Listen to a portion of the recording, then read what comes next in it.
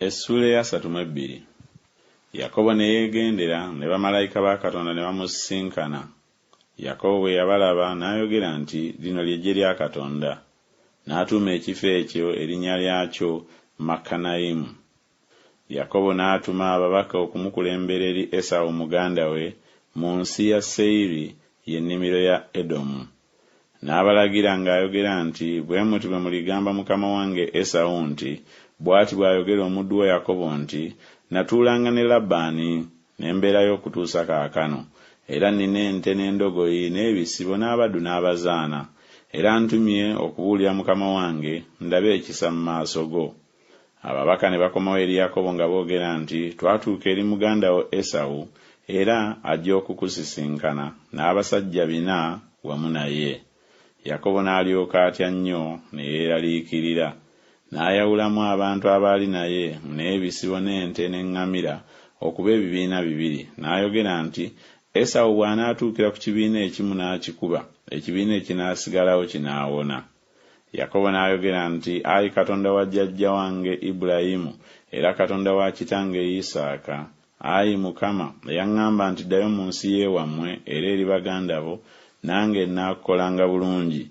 Sisaanira newaakubadde akatono mu kusaasira kwonna n'amazima gonna bye wagiriranga omuddu wo, kubanga nawunguka Yoludaani guno nga nina muggo gwokka, ne kaakano nfuuse ebibiina 2.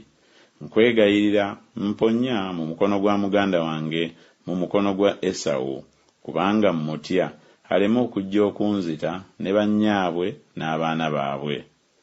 Naye wayogera nti siiremenga kukola bulungi, era naafuulanga ezzadde lyo ng'omusenyu ogw'oku nnyanja ogutabalika olw'obungi. N'asulaawo ekiro ekyo, n'atoolako ebyo bye yali nabyo okuba ekirabo kya Esawu muganda we: embuzi enkazi 2 n'ennume 2, endiga enkazi 2 n'ennume 2, eŋŋamira eziramulwa 3 n'abaana baazo, ente enkazi 4 n'eza sseddume 10, endogoyi enkazi 2 n'abaana baazo 10. N'abiwa mu mukono gw'abaddu be buli kisibo kyokka, n'agamba abaddu be nti munkulembere musomoke, musseewo ebbanga wakati w'ekisibo n'ekisibo. N'alagira eyakulembera ng'ayogera nti Esawu muganda wange bw'anaakusisinkana n'akubuuza nti oli waani era ogenda wa, n'ebyo ebiri mu maaso go byani, n'olyoka ogamba nti bya muddu wo Yakobo, kye kirabo ekiweerezebbwa mukama wange Esawu, era laba naye ali nnyuma waffe. Era n'alagira n'owookubiri n'owookusatu ne bonna abaagoba ebisibo ng'ayogera nti bwe muti bwe munaagamba Esawu bwe munaamulaba, era munaayogera nti era laba omuddu wo Yakobo ali nnyuma waffe, kubanga yayogera nti n'amuwooyawooya n'ekirabo ekinankulembera ne ndyoka mulaba amaaso ge, mpozzi anannyaniriza. Awo ekirabo ne kimukulembera ne kisomoka, naye yennyini n'asula ekiro ekyo wamu n'ekibiina. N'agolokoka ekiro ekyo n'addira abakazi be bombi n'abazaana be bombi n'abaana be 11 n'asomokera mu musomoko gw'e Yaboki, n'abatwala n'abasomosa omugga, n'asomosa byonna bye yalina.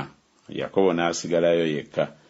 Omusajja n'ameggana naye okutuusa emmambya bwe yasala, era bwe yalaba nga tajja kumumegga n'akoma ku mbalakaso ye, embalakaso ya Yakobo ne yeereega ng'ameggana naye. N'ayogera nti nta, kubanga emmambya esala. N'ayogera nti sijja kukuta wabula ng'ompadde omukisa. N'amugamba nti erinnya lyo gwani? N'ayogera nti Yakobo. N'ayogera nti erinnya lyo terikyayitibwanga Yakobo wabula Isirayiri, kubanga owakanye ne Katonda era n'abantu era osinze. Yakobo n'amubuuza n'ayogera nti nkwegayiridde mbuulire erinnya lyo. N'ayogera nti kiki ekikumbuuzisa erinnya lyange? N'amuweera eyo omukisa. Yakobo n'atuuma ekifo erinnya lyakyo Penieri, kubanga ndabaganye ne Katonda mu maaso, n'obulamu bwange buwonye. Enjuba n'evaayo n'emwakako ng'awunguka Penueri, n'awenyera olw'ekisambi kye. Abaana ba Isirayiri kyebava balema okulya ekinywa ky'ekisambi ekiri ku mbalakaso okutuusa leero, kubanga yakoma ku mbalakaso ya Yakobo mu kinywa ky'ekisambi.